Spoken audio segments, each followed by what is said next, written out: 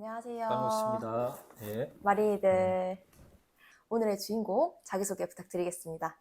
네, 저는 해양대학을 졸업하고 해상에서 마린 생활을 좀 하다가 육상에 내려서 최근에 이제 LPG 선박을 직접 운항 영업하고 있는 이마린의 홍성민 대표이사입니다. 네, 음, 대표이사님. 음. 만나서 반갑습니다. 네, 그럼 오늘 또 이마린 대표님과 함께 이 촬영을 진행하는 거라 셀리가 조금 긴장이 되긴 한데요. 오늘도 재미있게 인터뷰를 진행해 보도록 하겠습니다. 네, 그러면 선배님께서는 이제 승선은 하신 거죠? 당연히 했죠. 사실은 좀 승선을 조금 오래 하려고 그랬었는데 음, 뭐 사고도 있고 이래가지고 특례 기간을 마치고 나서 바로 하선을 했어요.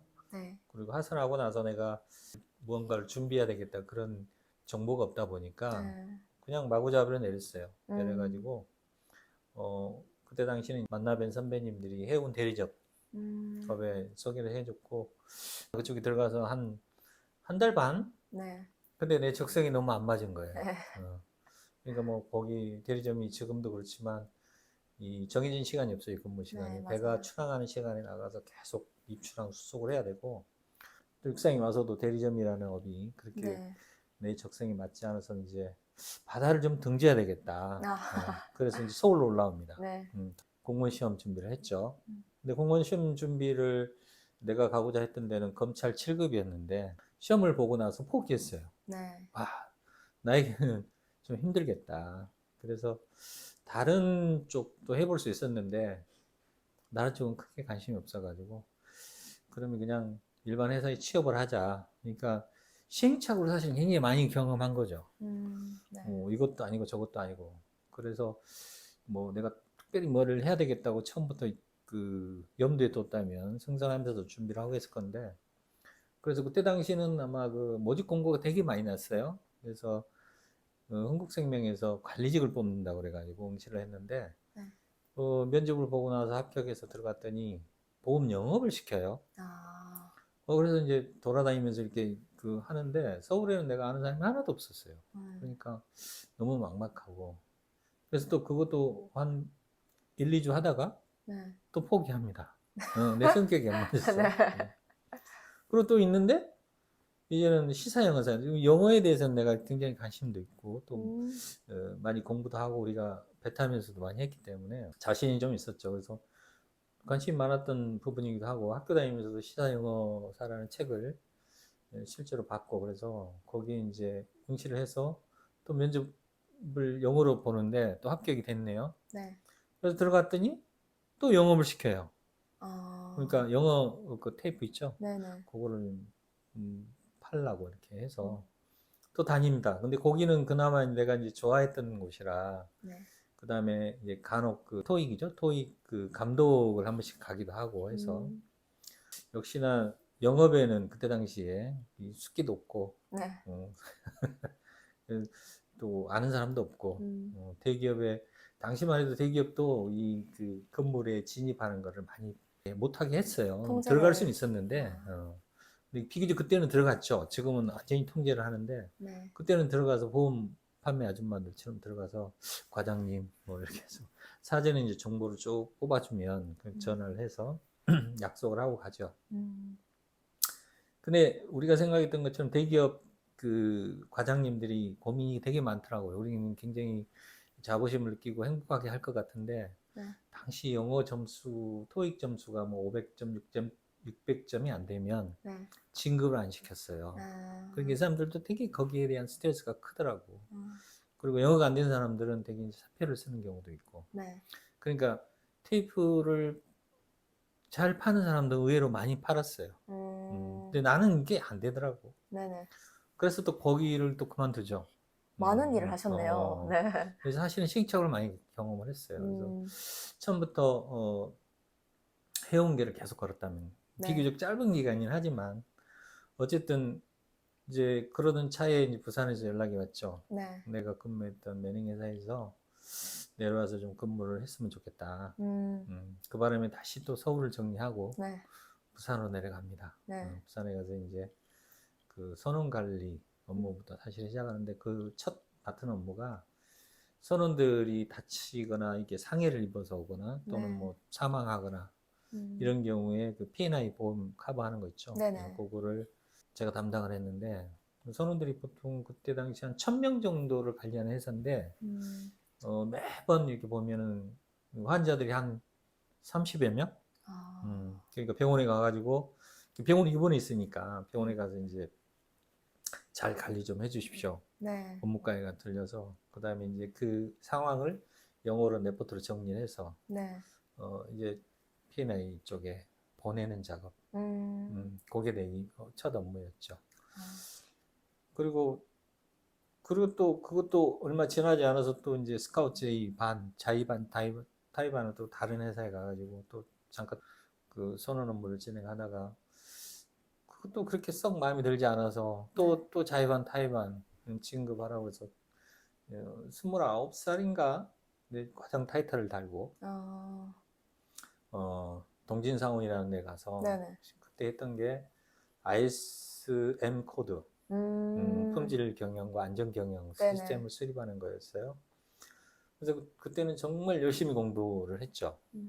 그래서 작은 회사에서는 받기 힘들다는데 그거를 내가 받아냈어요. 그리고 한국 성급 가서 내부 감사자 그 교육을 받으면서 또 수석도 하고 네. 그러면서 그거 받고 나서는 이제 어쩌면 이미 내가 그 이렇게 월급쟁이를 해서는 비전이 없다. 네. 이렇게 생각하고 컨설팅업을 감히 나섭니다. 31살 때. 가방 하나 메고 사무실도 없는데 네. 내가 볼 때는 정말 무모한 도전이었죠. 아무것도 없이.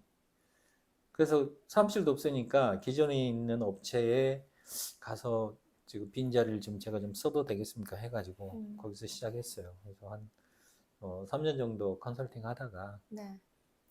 도저히 안 돼서 다시 또 회사에 네. 어느 회사에 들어가서 그쪽 품질 음. 담당 부서를 책임지고 있다가 36살 때 또다시 네. 옛날 회사를 살려서 컨설팅부터 시작해서 안전관리, 대응업, 그 다음에 선원관리, 선박관리를 쭉 진행을 합니다. 네. 그리고 파나마 선박에 대해서 검사 업무, 정보대행 검사하고 그 다음에 안전 경영 시스템에 대한 네. 심사 업무 네. 이런 업무를 쭉 하다가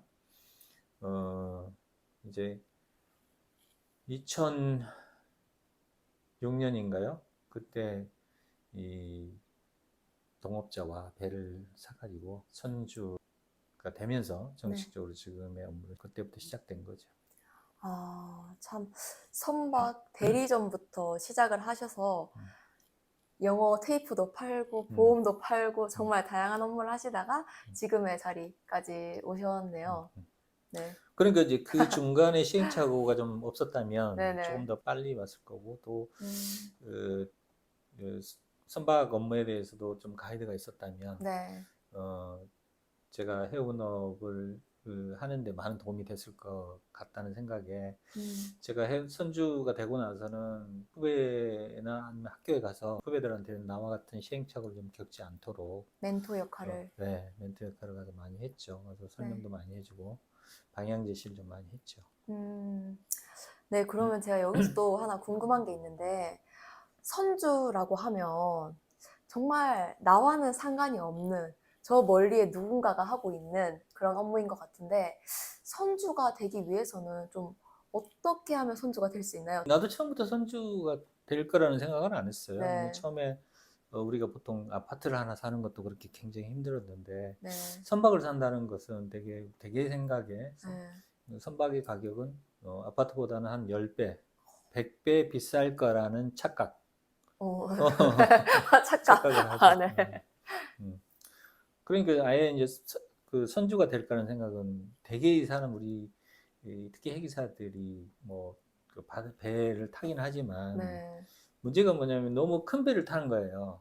아. 작은 배를 탔으면 이 네. 정도는 한번 도전해보겠다 생각하는데 아. 대학을 졸업하면 우리가 큰 배를 타려고 하잖아요. 외항선 네. 말 그대로 외국이다 아니면 네. 외항선을 타려고 하다 보니까 당연히 그 배가 엄청 비싸죠.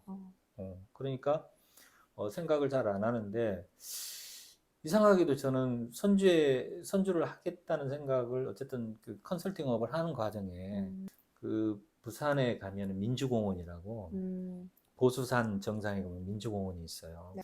그때가 봄이었을 건데 같이 앉아서 이제 식사를 하고 그다음에 이제 커피를 한 잔 마시고 부산항을 내려다보는데 배들이 너무 많은 거예요. 네. 평소야 그냥 배가 정박해 있구나 네. 이렇게 생각했을 건데 가만히 생각해 보니까 이 배도 타고 육상에서도 수년 동안 오랫동안 했고 근데 왜 나는 왜 우리는 배가 한 척도 없을까?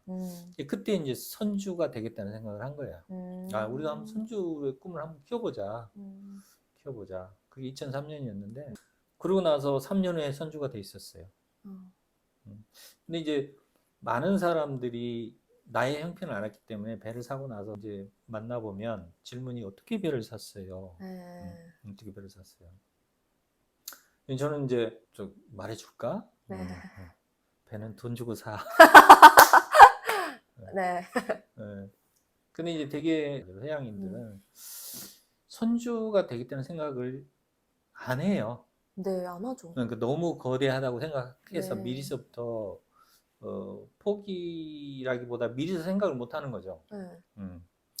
근데 의외로 선주가 되는 것은 쉬웠어요, 생각보다. 무조건 쉬웠다가 아니라 네네. 생각보다는 선주 되는 길이 굉장히 다양한 길도 있고, 그러니까 의외로 고등학교 출신들, 네. 그러니까 뭐 공고 출신이나 뭐 이런 분들이 네. 그 영도에서 이렇게 수리업이나 아니면 선박 관련 일을 하다가 선주가 되는 경우가 많아요.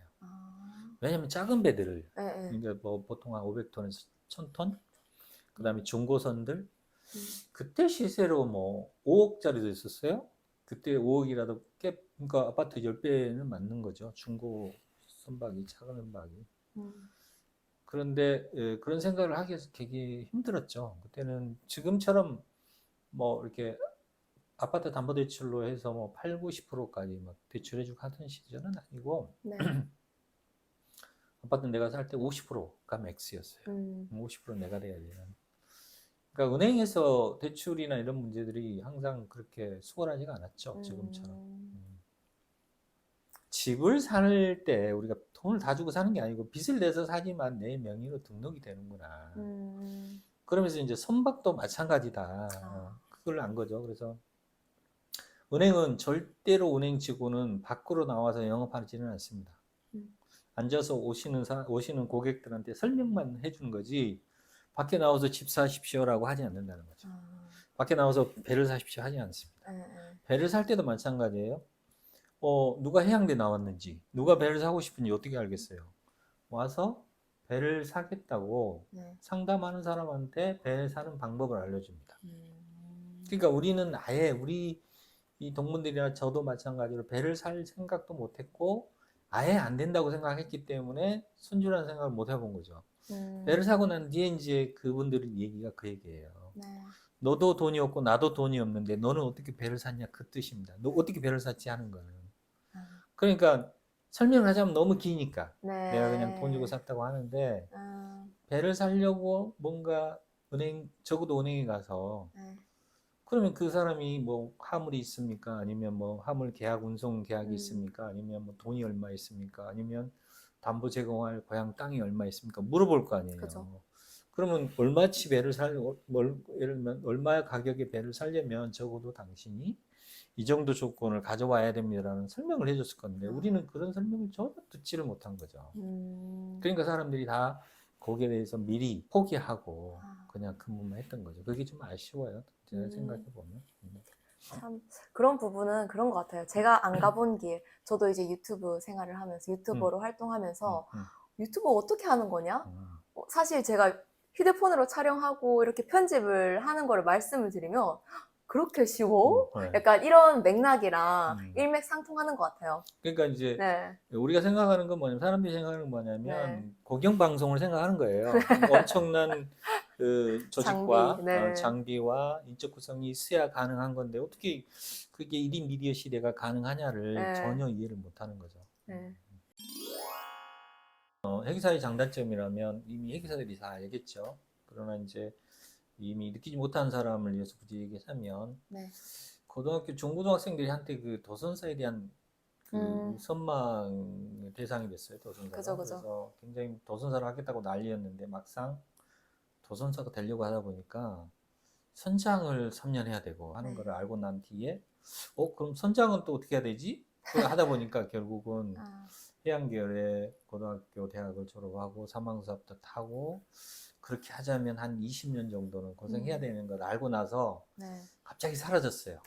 나, 조선사가 그 선망의 대상에서 훅 사라졌어요. 알고 음, 나서. 음. 음, 그런데 이제 결국은 해기사가 있어야 도선사가 되는 거니까. 그죠.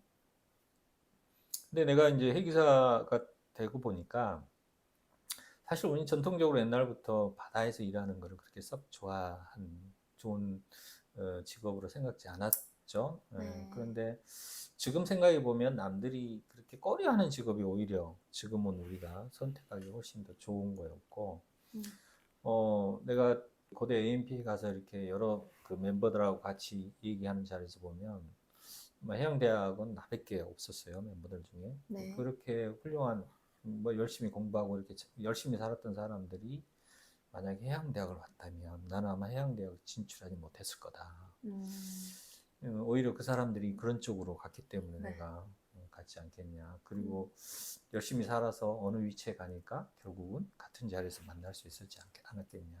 근데 회계사라는 직업이야 아무나 사실은 가질 수 없잖아요. 그죠? 그쵸. 메리트. 대학이나 고등학교를 졸업해야 되고, 네. 또 배를 타서 거기 승선에 대한 경험을 가져야 되고. 네.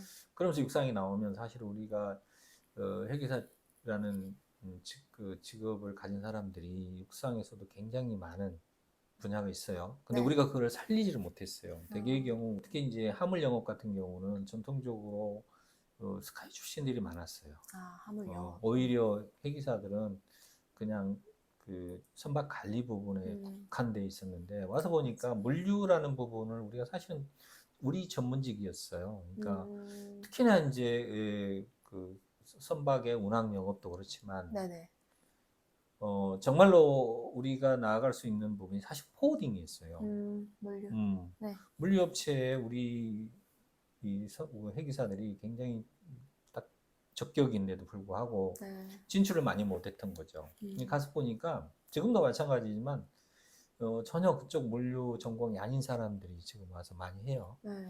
그런 면에 비하면 우리 동문들은 어떻게 보면 굉장히 그쪽이 적격자죠. 어, 또 뭐 국제기구 같은 경우, 네, IMO라든지. 아이모라든가 아에로단지 그 또 산하 여러 단체들 있어요. 네. 네, 그런 쪽에 가서 일할 수 있는 기회들이 많은데 음, 그런 부분들은 우리가 좀 적극적으로 네. 진출하지 못한 좀 아쉬움이 있고 음, 특히나 뭐 해운회사 같은 경우는 단지 우리나라 해운이 아니라 전 그죠. 세계적으로 다 열려 있죠. 글로벌 기업들. 글로벌 기업에 갈 수도 있고 너무나 다양합니다. 근데 우리가 이제 다양하게 진출하지 못해서 그렇지 네.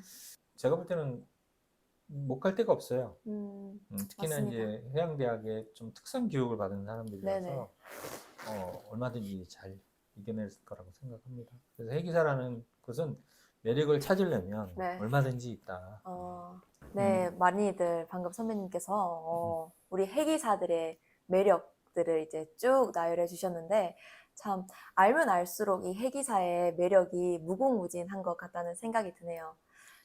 네. 그리고 이제 다음 질문은 이제 이와 이제 유사한 질문인데 이제 이 청년 회계사들이 앞으로의 해양 강대국을 만들기 위해서는 어떠한 태도와 어떠한 방향으로 나아가야 될 것 같나요? 저희들도 그 뭐 해양대학을 졸업하면 배를 타는 네. 업, 뭐 선원이 되는 길밖에 없는 걸로 알았었고 네. 지금도 아마 후배들은 많이 그런 생각을 하는 것 같아요. 근데 늘 제가 그 대학 교수님들이나 이렇게 만나 뵈면 조금 다양한 직업의 음, 세계를 소개를 해주십시오라고 얘기하는데 네. 그 중에 이제 대표적인 것들이 있는데 우리가 지금 대개의 경우 빨리 그 단기간에 승선을 마치고 하선해 버리거든요. 네. 근데 IMO에서 대개의 경우는 직급이 캡틴, 되게 거기에 참여하는 네. 또는 근무하는 사람들 직급이 그래요. 어, 선기장까지 승선을 하고 네. 내려서 국제 무대에 좀 설 수 있는 기회가 좀 많이 있었으면 좋겠다. 네.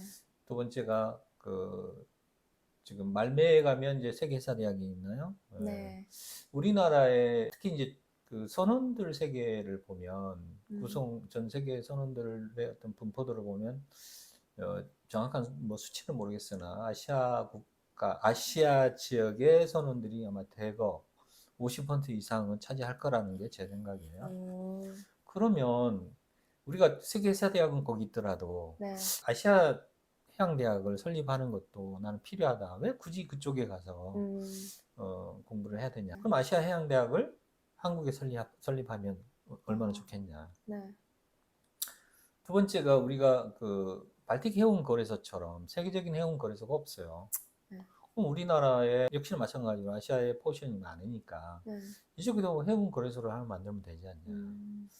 그 다음에 또 그 클락슨 같은 해운 네네. 종합 회사들이 없어요.